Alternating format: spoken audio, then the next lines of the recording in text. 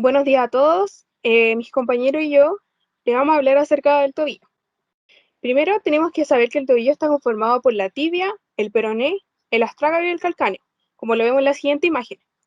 Estos están divididos en dos articulaciones. Tenemos la tibia astragalina y la subastragalina. Estas permiten la dorsiflexión, la flexión plantar, la inversión y la eversión. Bueno, en cuanto a la articulación tibia astragalina, esta está compuesta por la tibia, el peroné y el astrágalo. Por otro lado, la articulación subastragalina está formada solamente por el astrágalo y el calcáneo, que están separados del escafoide tarsal del cuboide y de las cuñas por la articulación medio tarsiana. Por último, algo importante a mencionar en cuanto a la biomecánica del peroné, es que esta transmite aproximadamente entre el 10 a un 15% de la carga axial. En cuanto a la estructura muscular del tobillo, tenemos los músculos extrínsecos del pie, los músculos intrínsecos del pie, los flexores plantares, los flexores dorsales, los inversores del pie y por último los eversores del pie. En cuanto a los músculos extrínsecos del pie, tenemos que estos son los encargados del movimiento del tobillo y pie, aunque estos estén en la pierna, ejercen su tracción tirando de las inserciones, consiguiendo los movimientos de flexión dorsal, flexión plantar, eversión y inversión. Los músculos intrínsecos del pie son los que están situados en el mismo pie y con ello conseguimos los movimientos de los dedos, como son la flexión, la extensión, la abducción y la aducción. En cuanto a los músculos flexores plantares, son los que traccionan el pie hacia atrás y hacia abajo en la flexión plantar. Estos están situados, por lo tanto, en la parte posterior de la pierna y en la pantorrilla. En cuanto a los flexores dorsales, son los que levantan el pie hacia arriba y están situados en la cara anterior de la pierna. En los inversores del pie, el tibial anterior se inserta en el primer metatarsiano y en la primera cuña. Y por último, en los músculos eversores del pie, tenemos que el peroneo lateral largo y corto se inserta en la primera cuña y en la base del primer metatarsiano, mientras que el peroneo anterior se inserta en las bases del cuarto y quinto metatarsiano. En la conformación ligamentosa, si bien los ligamentos son fibras densas de tejido conectivo especializado, tenemos que tener claro que unen dos huesos entre sí y varían en tamaño, forma, orientación y localización. Estas fibras están compuestas por colágeno tipo 1 en un 85% y están dispuestas tanto en forma paralela y el resto está compuesto de otros tipos de colágeno, ya sea 3, 6, 5, 11 y 14. Las orientaciones de los bases en cada representa una precisa y específica. De ahí que los ligamentos del tobillo están divididos en 4 grupos. Tenemos los ligamentos colaterales mediales tibiales, los ligamentos colaterales laterales peroneo, los ligamentos del seno del tarso y los ligamentos tibio-peroneo. Los ligamentos colaterales mediales tibiales integran el ligamento deltoidio. Es un complejo ligamentario fuerte compuesto por 3 ligamentos superficiales y uno profundo. De anterior a posterior son el tibio escafoideo, que se orienta del borde anterior del tubérculo anterior del malelo tibial y se inserta en la superficie medial del escafoides.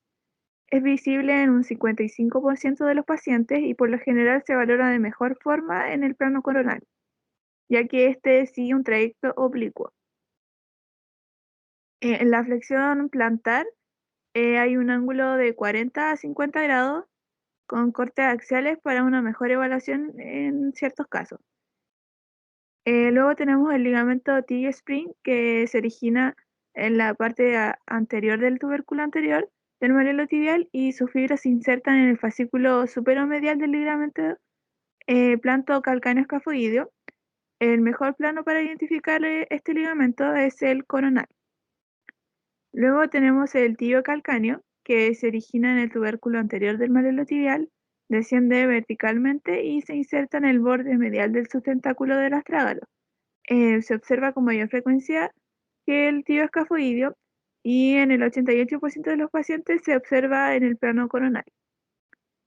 Finalmente tenemos el tibio astragalino, que es el ligamento más fuerte. Su inserción proximal se inicia en la punta del tubérculo anterior del malelo tibial y se extiende hasta el tubérculo posterior.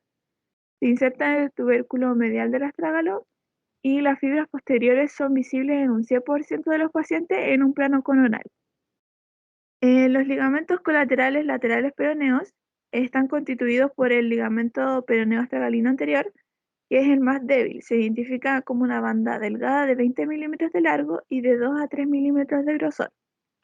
Tiene un origen en el margen anterior del malleolo lateral y se inserta en la región anterior del astrágalo a nivel del cuello. Luego tenemos el ligamento peroneo astragalino posterior, que este es el más fuerte del compartimento lateral. Tiene forma de abanico y un patrón estriado. Se origina en el extremo más distal del peroné, a nivel de la fosa retromalleolar. Se inserta en el tubérculo lateral del astrágalo y se identifica de mejor forma en el plano axial. Y finalmente tenemos el ligamento peroneo calcáneo, que es extraarticular, se extiende del ápex del malleolo lateral y desciende verticalmente hacia un pequeño tubérculo en el calcáneo. En los cortes coronales se ve una banda hipointensa, profunda y anterior a los tendones peroneos.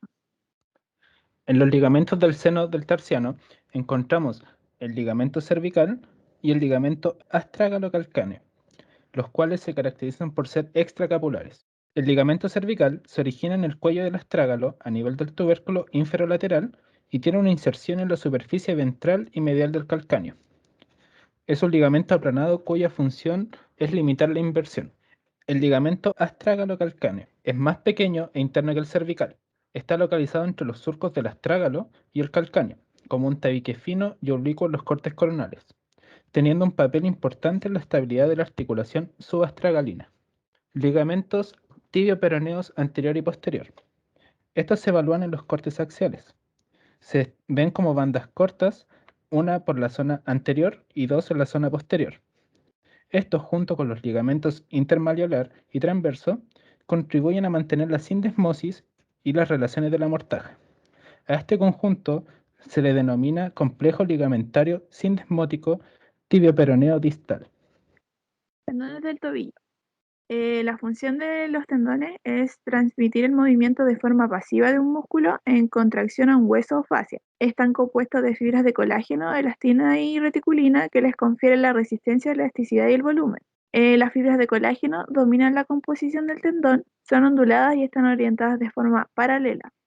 Bajo tensión se estiran a favor de la dirección de la carga y cuando la carga disminuye, dichas propiedades elásticas facilitan la reorientación de las fibras.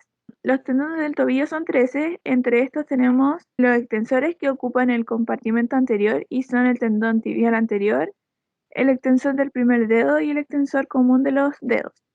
Los flexores están divididos en 3 compartimentos, el medial, lateral y posterior. En el compartimento medial encontramos al tendón tibial posterior, flexor común de los dedos y flexor largo del primer dedo. En el lateral al peroneo corto y largo, y por último en el posterior se localiza el tendón de Aquiles. El tendón de Aquiles es el tendón más fuerte y grande de todo el sistema musculoesquelético. Se origina de la confluencia de los tendones de los músculos gemelos y isóleos. Su orientación es vertical y se inserta en la parte posterior del calcáneo. Carece de una vaina sinovial y en lugar de esta le rodea un tejido conjuntivo con la misma función que se denomina peritenón. Y a modo de conclusión, logramos comprender la estructura ósea, muscular y ligamentosa del tobillo, mientras que por otro lado, hablando de la tensión y flexión, entendimos dónde ocurre esto a nivel muscular y ligamentoso. Por ejemplo, en el ligamento peroneo-calcáneo, durante la flexión dorsal del tobillo, este se horizontaliza y se verticaliza durante la flexión plantar, manteniendo una tensión durante el arco de movilidad de la articulación tibio-talar. Esta ha sido nuestra presentación. Muchas gracias por escuchar y a continuación dejamos las fuentes utilizadas para el desarrollo de este trabajo. Muchas gracias.